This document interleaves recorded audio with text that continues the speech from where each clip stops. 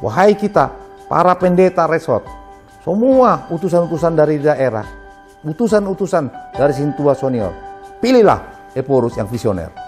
Di dalam sinode mulai tanggal 2 sampai tanggal 8. Semoga pada tanggal 8 Desember terpilih Eporus yang visioner. Siapapun dia akan kita dukung. Tetapi kita mengharapkan Eporus yang visioner yang membawa perubahan, pembaharuan terhadap misi HKBP di Indonesia. Terima kasih.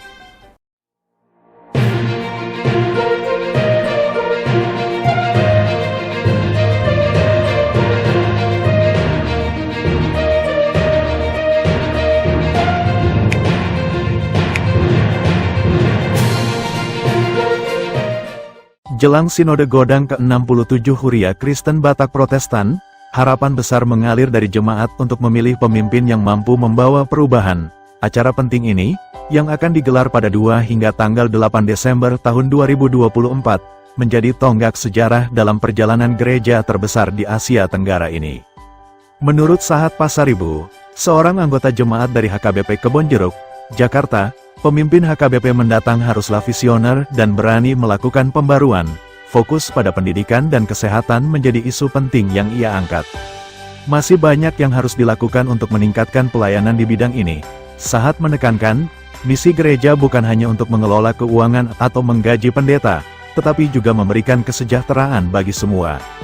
Ia juga mengusulkan agar HKBP mulai membangun sumber pendanaan di luar jemaat, seperti badan usaha dan dukungan dari anggaran negara. Dengan langkah ini, pelayanan gereja dapat berlanjut tanpa terus membebani jemaat. Dalam pemilihan Eporus, Sahat menyarankan sistem baru. Ia percaya bahwa pemilihan langsung oleh pendeta atau sistem bertingkat di distrik-distrik bisa meningkatkan efisiensi dan memastikan keterwakilan yang lebih baik. Sinode Godang ke-67 bukan sekadar ajang pemilihan pemimpin, tetapi juga momentum untuk membangun masa depan HKBP. Harapan jemaat sederhana yaitu memilih pemimpin yang visioner, yang memahami kebutuhan gereja di masa kini dan membawa misi nyata untuk mencerdaskan bangsa. Kiranya pemimpin yang terpilih benar-benar menjadi berkat bagi jemaat dan dunia. Berikut pernyataan lengkap Sahat Pasaribu ketika diwawancarai di kantornya yang tertata apik di kawasan Sunter, Jakarta, beberapa waktu lalu. Saya jemaat HKBP Kebonjeruk.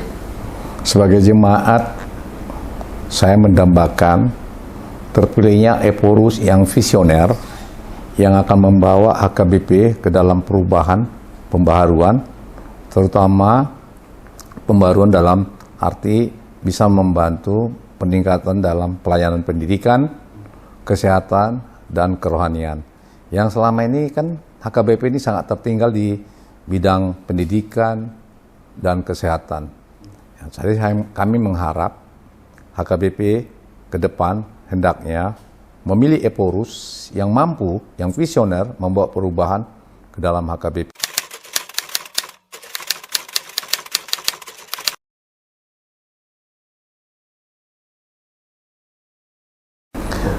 Ya, jadi sentralisasi keuangan HKBP banyak yang mengatakan berhasil.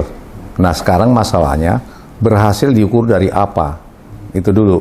Kalau hanya diukur keberhasilan sentralisasi ini untuk penggajian HKBP pendeta, ya katakanlah cukup berhasil. Tetapi kan misi HKBP kan bukan hanya soal penggajian. Bagaimana dengan kesejahteraan pendeta? Ya, bagaimana dengan anak yatim di dalam tubuh HKBP? Kan banyak pendeta-pendeta muda almarhum meninggal, meninggalkan anak-anak yatim. Terus bagaimana dengan sentralisasi? Apakah sudah bisa disisihkan dananya untuk sebagian bidang pendidikan dan sebagian lagi bidang kesehatan? Nah ini jadi menurut saya keberhasilan sentralisasi ini masih perlu dipertanyakan. Nah ini tugas Eporus yang baru nanti supaya sentralisasi ini jangan hanya sebatas sumber dananya dari jemaat. Eporus yang akan kita harapkan ke depan harus bisa membawa HKBP mencari sumber keuangannya di luar jemaat. Jadi misalnya dari badan usaha. Bahkan saya sebagai jemaat sering saya suarakan supaya HKBP itu memperoleh APBN. Sama dengan seperti misalnya Muhammadiyah, sama dengan NU. Nah konsekuensinya ada. Konsekuensinya HKBP bisa menjadi harus ormas. Bukan berarti kita harus terjun dalam ormas politik, bukan. Tapi ormas non-politik. Dalam artian, HKBP sebagai ormas dalam rangka memajukan pendidikan, kesehatan, dan kerohanian. Kalau HKBP ormas, maka Eporus yang baru nanti membuat satu konsensus bahwa kalau HKBP jadi ormas, maka pimpinannya tetap dari yang bidang kerohanian. Artinya dari tingkat pendeta, bukan orang yang dari bidang pendidikan maupun bidang kesehatan, tidak. Itu yang kita harapkan. Dengan demikian, sumber keuangan HKBP bukan lagi melulu semata-mata dari jemaat. Itu yang paling utama. Dan HKBP sangat tertinggal di dalam bidang pendidikan dan kesehatan. Padahal Yesus Kristus hadir di bumi ini, ketika Yesus masih di bumi ini, dia selalu membawa pendidikan dan juga dia memberikan juga kesehatan dan juga membangun kerohanian. Ini yang timpang sekarang di HKBP. Yang kita lihat, itulah harapan saya, mengapa kita mengharapkan Eporus yang terpilih nanti harus bisa mencakup 3 bidang tadi itu, bidang pendidikan, bidang kesehatan, dan bidang kerohanian. Itu.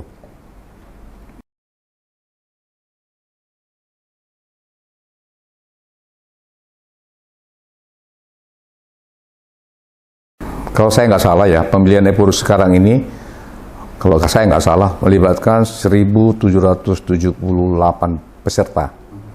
Terdiri dari pendeta resort, pendeta distrik, kepala departemen, terus sintua senior, dan utusan jemaat.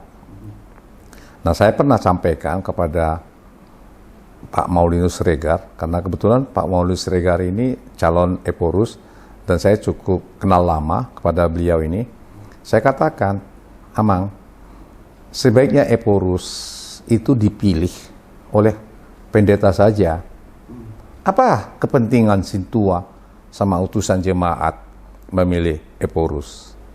Kenapa nggak semua pendeta, termasuk pendeta yang muda? Sebab pendeta muda pun sudah menyerahkan semua kehidupannya, dipersembahkan semua hidupnya untuk gereja, kemajuan gereja HKBP. Tentu mereka mempunyai hak untuk memilih pimpinannya, Eporus. Dengan demikian, saya sarankan ke depan, bukan sekarang, kalau pemilihan Eporus yang sekarang memang sudah harus begitu. Tapi ke depan mari kita pikirkanlah, supaya yang memilih Eporus itu semua pendeta.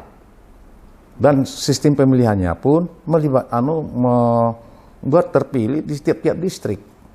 Jadi misalnya di distrik ini memilih si A, distrik sana memilih si B. Mayoritas distrik memilih si A, ya si A yang menang. Kenapa kita harus membuang-buang uang ke si Paholon?